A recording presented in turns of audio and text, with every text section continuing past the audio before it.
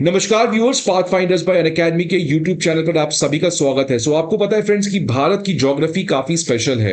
In fact Bharat जो है वो इंडियन ओशियन रीजन का एक तरीके का सेंट्रल पोल माना जाता है, जिसकी वजह से अभी तक जितने भी हिस्टोरिक टाइम्स में ग्लोबल ट्रेड हुआ करते थे उन सभी में भारत जो है वो हमेशा से एक सेंट्रल पोल रहता था उन तमाम ग्लोबल ट्रेड चैनल्स में। आज भी फ्रेंड्स जितना भी ट्रेड आप देख सकते हैं चाइना से इधर होता है या अफ्रीकन कंट्रीज का, साउथ ईस्ट एशियन कंट्रीज के साथ होता है, उन सभी का जो ट्रेड होता है वो इंडियन ओशियन रीजन से ही क्रॉस करता है। और भारत की यही इतनी खास लोकेशन है जिसकी वजह से भारत जो है वो हमेशा से स्ट्रेटेजिक सर्कल में एक बहुत बड़ा रोल प्ले कर सकता है। फ्रेंड्स, भारत की जो कोस्ट लाइन है वो भी 7500 से अधिक बड़ी है, जिसकी वजह से भारत हर तरीके से पानी को एक्सेस कर सकता है, जिसके थ्रू हम बहुत सारे ऐसे landlocked countries like Nepal, Bhutan, उनको एक सिग्निफिकेंट मदद पहुंचाते हैं। फ्रेंड्स, भारत के पास दो ऐसे महत्वपूर्ण आइलैंड हैं जो भारत के लिए गेम चेंजर बन सकते हैं। एक तरफ आप देख सकते हैं अंडमान एंड निकोबार आइलैंड है, तो दूसरी तरफ हमारे पास लक्षद्वीप आइलैंड है। अंडमान एंड निकोबार आइलैंड आपको पता है फ्रेंड्स स्ट्रेट ऑफ मलक्का के काफी क्लोज है, जिसकी वजह से इसकी सिग्निफिकेंस काफी ज्यादा है। और लक्षद्वीप आइलैंड जो है वो पाकिस्तान के ग्वादर पोर्ट और स्ट्रेट ऑफ हॉर्मुज इधर वाले जो लोकेशन है उससे काफी ज्यादा प्रॉक्सिमिटी में आता है। इन दोनों आइलैंड्स की वजह से फ्रेंड्स भारत की जो नेशनल सिक्योरिटी है वो काफी ज्यादा एनहांस हो सकती है। लेकिन दुर्भाग्यपूर्ण भारत सरकारों ने आज तक कभी भी इन दोनों आइलैंड्स को स्ट्रेटेजिकली यूज करने का प्रयास किया ही नहीं, जिसकी वजह से फ्रेंड्स भारत जो है वो इंडियन ओशियन रीजन में जो उसका रोल रहा है वो काफी कम हुआ है। इनफैक्ट रिसेंट टाइम्स में आप सभी को पता है फ्रेंड्स कि चाइना जो है वो भारत के नेट सिक्योरिटी प्रोवाइडर जो हमेशा से भारत ने रोल प्ले किया है इंडियन ओशियन रीजन में, उसको रिप्लेस करके चाइना खुद यहां पे एक नेट सिक्योरिटी प्रोवाइडर बनते हुए नजर आ रहा है। और बहुत सारे स्ट्रेटेजिक लोकेशंस को भी चाइना ने एक्वायर किया है हमारे प्रॉक्सिमिटी में। फॉर एग्जांपल मालदीव्स का पोर्ट, श्रीलंका का हम्बनटोटा पोर्ट और बहुत सारे पोर्ट, जिसकी वजह से भारत के पास सब कुछ होते हुए भी भारत ने उन चीजों को कभी यूज करने का प्रयास नहीं किया। चाइना के पास कुछ नहीं होते हुए भी चाइना ने अपने डिप्लोमेसी के थ्रू, अपने कोर्सिव पॉलिटिक्स के थ्रू बहुत सारे स्ट्रेटेजिक एसेट्स को यहां पे एक्वायर किया।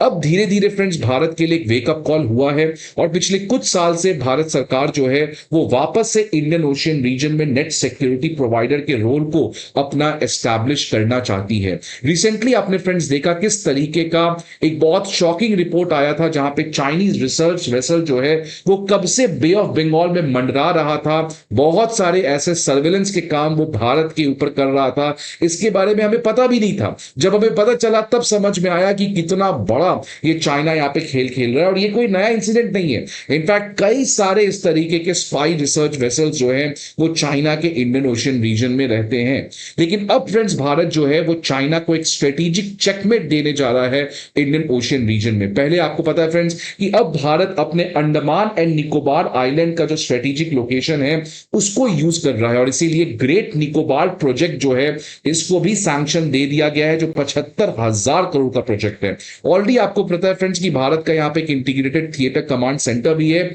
और अब भारत जो है वो ग्रेट निकोबार प्रोजेक्ट, जो ग्रेट निकोबार यहां पे है फ्रेंड्स आइलैंड्स, इनको डेवलप करने जा रहा है। कहने को तो सरकार कह रही है टूरिज्म को डेवलप करना है, लेकिन रियल एजेंडा है कि यहां पे हमें अपने डिफेंस को काफी ज्यादा स्ट्रॉन्ग करना है, बिकॉज ये स्ट्रेट ऑफ मलक्का के काफी करीब है, क्लोज है। और चाइना का मोस्ट ऑफ द ट्रेड जो है वो इसी स्ट्रेट ऑफ मलक्का के थ्रू होके जाता है। और कल को अगर वॉर होता है तो स्ट्रेट ऑफ मलक्का को हम चोक कर सकते हैं, जिसकी वजह से चाइना का जो डिलेमा है वो काफी ज्यादा बढ़ सकता है।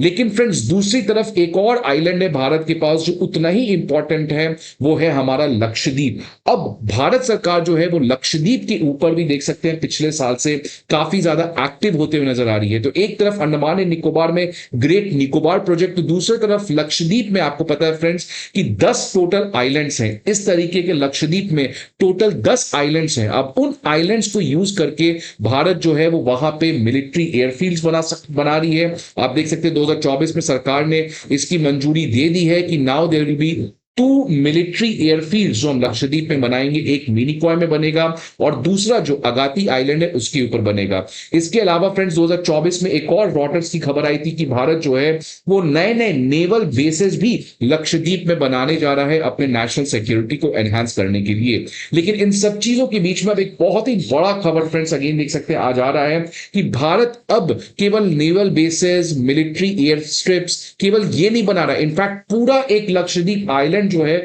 उसी को ही एक्वायर कर रहा है फॉर डिफेंस पर्पस। मतलब फ्रेंड्स यहां पर हो सकता है प्रोबेबली आने वाले समय में अगला इंटीग्रेटेड थिएटर कमांड बन सके, या यहां पे बहुत सारे स्ट्रेटेजिक डिफेंस इंफ्रास्ट्रक्चर को लगाया जा सकता है, हमारे एयर डिफेंस को इंस्टॉल किया जा सकता है, या बहुत सारे डिफेंस इक्विपमेंट को इंस्टॉल किया जा सकता है। बिकॉज फ्रेंड्स लक्षद्वीप की जो सबसे खास बात है कि वो Gwadar port, straight of Hormuz जो बहुत ज्यादा डिस्टर्ब एरियाज हैं इनके काफी ज्यादा क्लोज है। और इनफैक्ट आपने देखा कि इंडिया पाकिस्तान के इस समय जो वॉर हुआ था ऑपरेशन सिंदूर के समय भी भारत की नेवी जो है वो लक्षद्वीप आइलैंड से पाकिस्तान के लिए प्रॉब्लम क्रिएट कर सकती थी, कराची पोर्ट हो जाए या ग्वादर पोर्ट हो जाए। तो फ्रेंड्स इसलिए लक्षद्वीप आइलैंड का अब भारत सरकार जो है वो पूरा आइलैंड को ही एक्वायर करने जा रही है और इस आइलैंड का नाम है बित्रा आइलैंड। आप देख सकते हैं फ्रेंड्स यहां पर है, सबसे एक्सट्रीम वेस्ट में है और यही रीजन है कि ये ग्वादर पोर्ट के काफी क्लोज है, strait of Hormuz choke point काफी है। तो बित्रा आइलैंड को भारत सरकार जो है मिनिस्ट्री ऑफ डिफेंस वो पूरी तरीके से एक्वायर करने जा रही है और इसका use is exclusive for defence purpose. देख सकते हैं फ्रेंड्स कि लक्षद्वीप रेवेन्यू डिपार्टमेंट ने इसी कॉन्टेक्स्ट में इस वीक एक नोटिफिकेशन जारी किया कि इसका एक सोशल इंपैक्ट असेसमेंट करना पड़ेगा, बिकॉज बहुत सारे यहां पे इंडिजिनस लोग हैं जिनको यहां से डिस्प्लेस करना पड़ेगा अगर सरकार इसको डिफेंस पर्पस के लिए एक्वायर करती है। इस नोटिफिकेशन में लिखा हुआ है कि सरकार का इंटेंशन है, लक्षद्वीप एडमिनिस्ट्रेशन का इंटेंशन है कि वो इस पूरे आइलैंड को डिफेंस और स्ट्रेटेजिक एजेंसीज को हैंडओवर कर देना चाहती है, बिकॉज ये आइलैंड का जो लोकेशन है वो बहुत स्ट्रेटेजिक है जिससे भारत के नेशनल सिक्योरिटी को एक बहुत ही सिग्निफिकेंट एडवांटेज मिल सकता है। ऑब्वियसली फ्रेंड्स इसमें चैलेंजेस आएगा कि लगभग 105 इंडिजिनस फैमिलीज हैं, ट्राइबल फैमिलीज हैं जिनको यहां से डिस्प्लेस किया जाएगा और ऑब्वियसली इकोलॉजिकल डिस्ट्रक्शंस की भी संभावनाएं हैं। लेकिन फ्रेंड्स ये एक भारत का बहुत ही स्ट्रेटेजिक स्टेप है।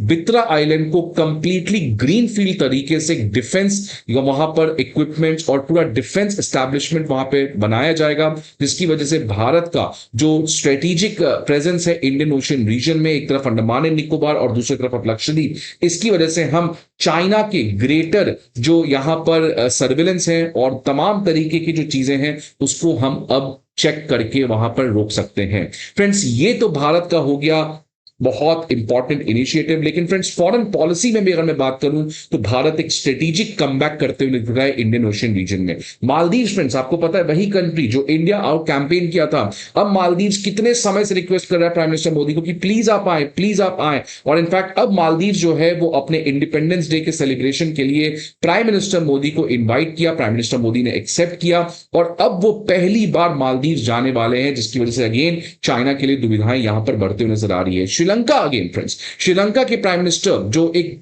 मार्क्सिस्ट लीडर हैं जिनका सीसीपी के साथ काफी क्लोज रिलेशन है, लेकिन इन्होंने भी पहला विजिट इंडिया चुना। तो अगेन फ्रेंड्स देख सकते हैं श्रीलंका हो जाए या चाहे मालदीव्स हो जाए, दोनों के साथ हमारे रिलेशन तो अगेन दोनों सबसे इंपॉर्टेंट कंट्रीज हैं इंडियन ओशियन रीजन में। अगर मैं मॉरिशस की बात करूं तो ये एक और ऐसा कंट्री फ्रेंड्स जहां प्राइम मिनिस्टर मोदी 2025 में विजिट किए, एक ऐतिहासिक विजिट था। और आपको पता है प्राइम मिनिस्टर मोदी ने कितना यूके के साथ बातचीत किया कि जो चागोस आइलैंड है इसका डीकोलोनाइजेशन हो सके। तो फ्रेंड्स भारत यहां पे उन तमाम इंडियन ओशियन रीजन कंट्रीज के साथ अपने डिप्लोमेसी को काफी बढ़ाया है।